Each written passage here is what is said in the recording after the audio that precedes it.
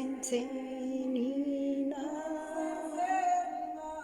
Senzenina, Senzenina.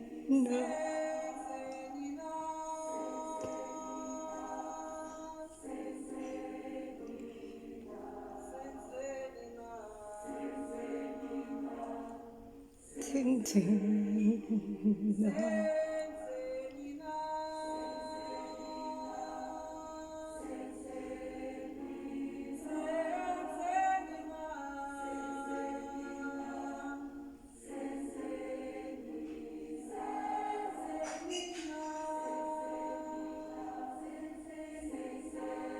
Nina, Senzenina, Senzenina.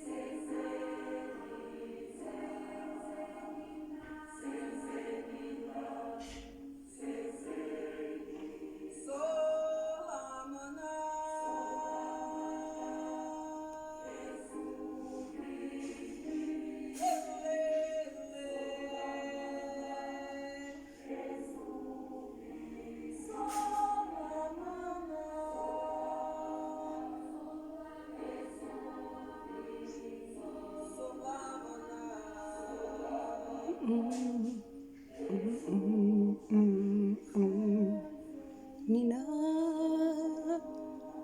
Senzenina. What have we done? What have we done? Nina, Senzenina, Senzenina, Senzenina.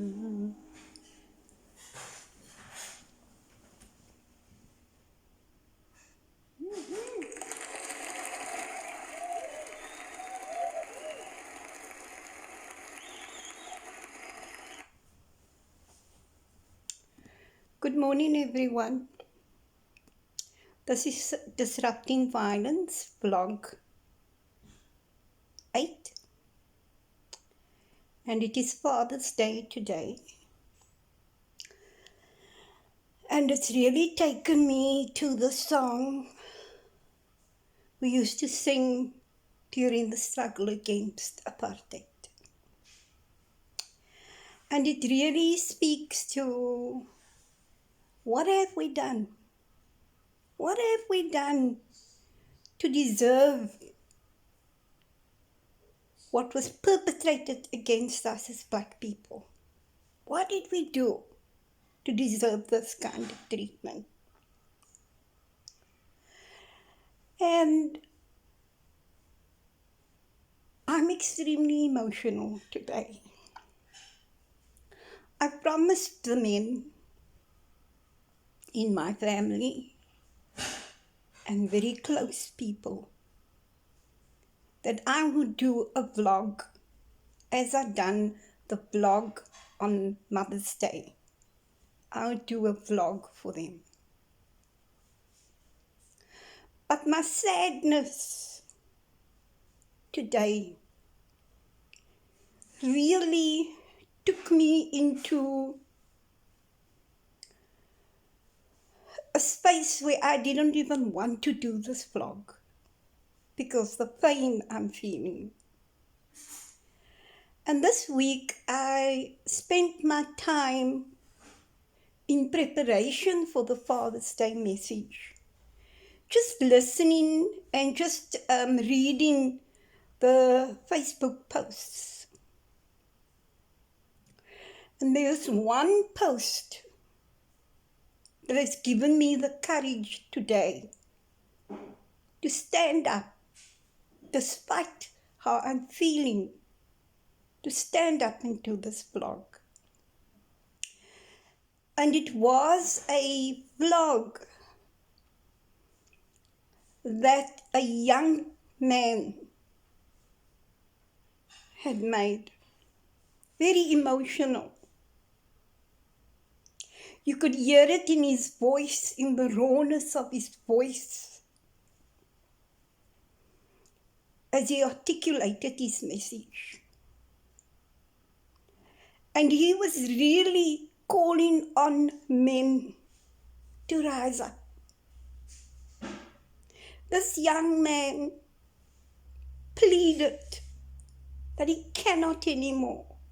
He cannot stand aside and see the violence perpetrated by men against women, against children, and even against men. It's just becoming too much. It's just becoming too much.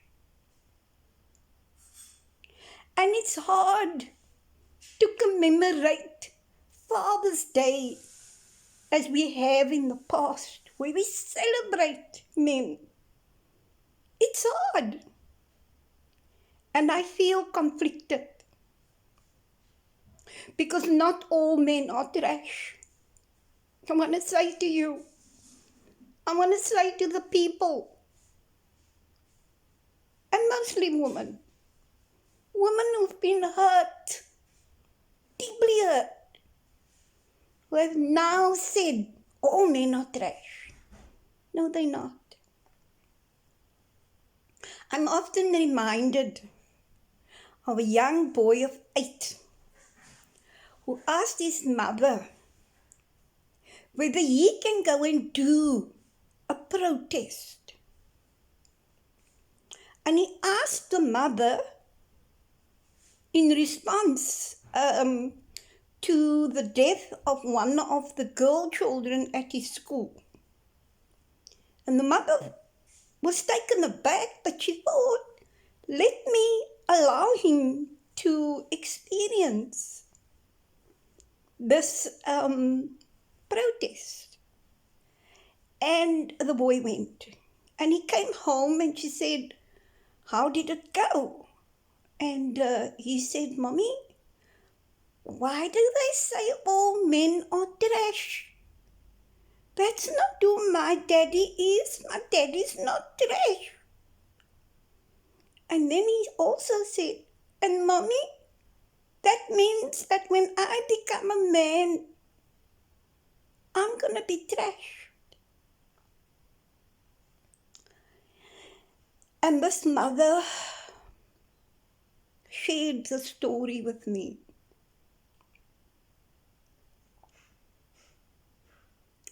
Now, I don't want to take away the fact that many women are hurting today. They are hurting because men haven't paid maintenance. Men has exploited them. Men has harmed them, beaten them, abused them emotionally, psychologically, financially, and they just can't anymore.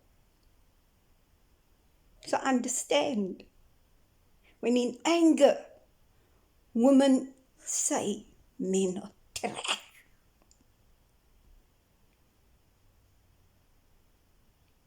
But I am mindful that not all men fall into that category. I am mindful there are single parents who are men, where their children have been abandoned by their mother, where their mother has walked out for whatever has happened in that home. That father has taken care of their children.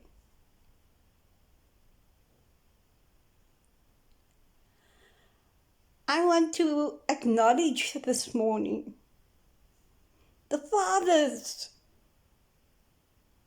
who are the fathers to the fatherless. The fathers in Mitchell's Plain,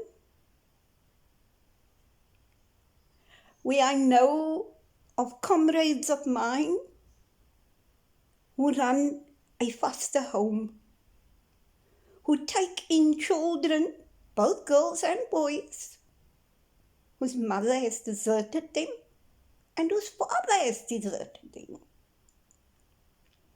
They are the ones who have opened their doors with very little funding, sometimes no funding, to give those children a better life.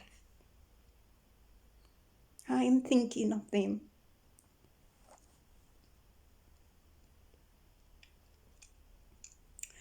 And I want to acknowledge the fathers out there who are activists, who are church leaders,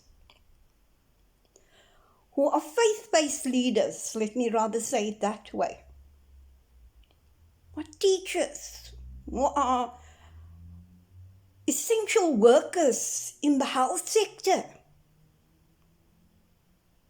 who unfortunately, because of circumstances, are not always present at home. Why? Not because they're bad people, but because they are helping others. I want to acknowledge them, and I want to affirm them, and I want to call on other men who know of men like that to step in and support those families. And I know that it might be hard for some women when your husband is hardly at home because he's doing community work. And I think of the people like Ashley Potts, who runs a drug rehabilitation center. I think of men like Lorenzo Davids. Yeah, strong men who have risen, as Maya Angelou calls us to do, who has risen and continues to work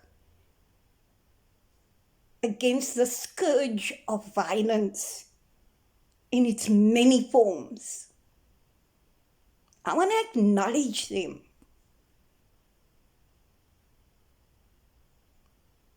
I want to acknowledge people like Nathan Levendahl and Vernon Titus,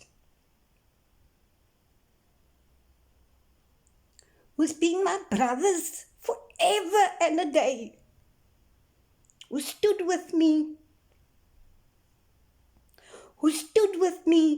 when I was violated because of my strong thoughts, because of my identity, because who I resembled. En julle weet mos man, 'n vrou kan nie sterk wees nie. You know that is one of my issues, that a woman cannot be strong. She's strong, there's something wrong with her. Because only men are expected to be strong. So when you come across a strong woman who is an activist, she doesn't only have to deal with who she is in her community. She also needs to deal with people who can't come to terms that a woman can in fact break patriarchy and step out and become an activist. And so I really want to acknowledge those men and those fathers, like my dear, dear friends, who have stood with me. I want to speak to the young boys, the young adolescent men, the young married men. I want to call on you to break the cycle of violence. The cycle of violence that you experienced as a child. Yes, you saw it all. You saw your father hit your mother. You saw the way your mother was treated. You saw all of that. Break the cycle. You are not that man. That is part of your family legacy that you don't need to keep any longer. Because this is what we don't understand. And as the choir sang Senzenina, we women, we the girl child, we stand up and we ask, what have we done? Senzenina, what have we done? The only sin I know. And during apartheid we would say, the only sin I know is the color of my skin. But in today, people may replace that words and say, Senzenina, Senzenina,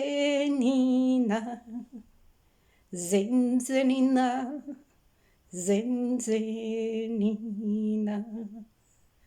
What have I done? What have we done? What have we done? What have we done? The only sin I know is my gender identity, which is socially constructed. The only sin I know is that I am a woman and that I am a girl child. And for whatever reason, you can't deal with that. You've beaten us, you've raped us, you've hurt us, you've killed us.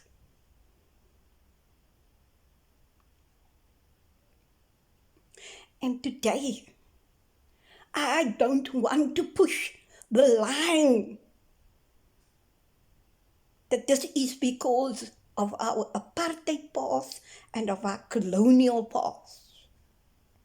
Today, I want to say to our men who brought you into this life, who birthed you,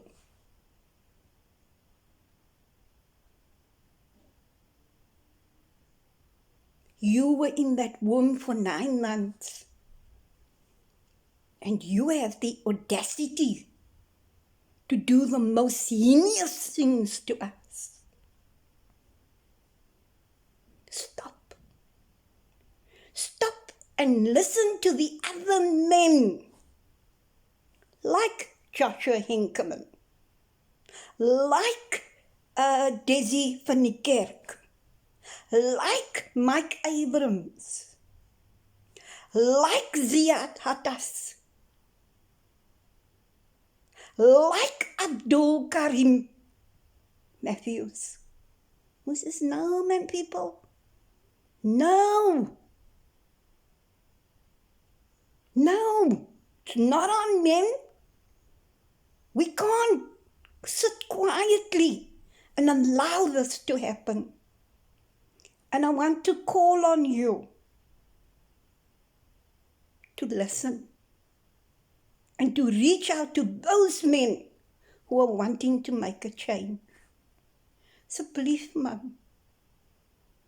Ons is moeg en ons is hartseer. We are tired and we are hurting. And we cannot build our country when we have violence in our home, when we are losing women to intimate partner violence, when our children bear witness and think that it is okay to hit out at the people you're supposed to love. And I want to say to those wonderful men that are rising, that are doing whatever they can do. Yeah. Men have been making food. Men have been distributing food under the lockdown. And it's to those men that I want to say this morning, Aluta, continua. I'm proud of you. I stand with you. Let us disrupt the violence against women. And let us begin to work with those men who are willing to support our cause. Because our cause is their cause. Our pain is their pain. And I want to say to those perpetrators, kom nou, stop jou nonsens. Ek sal nou 'n ander woord gebruik het. Maar toe maar. I'm going to say to the other men, stop this. Stop this. We are tired. We want to build our country. We want peace. We want safety. And we want security. So with that, let me end off and call on us to rise from the ashes and face a new dawning in our country and across the world. I thank you, Valdi van Rienen, from the Violence Prevention Agency. Thank you.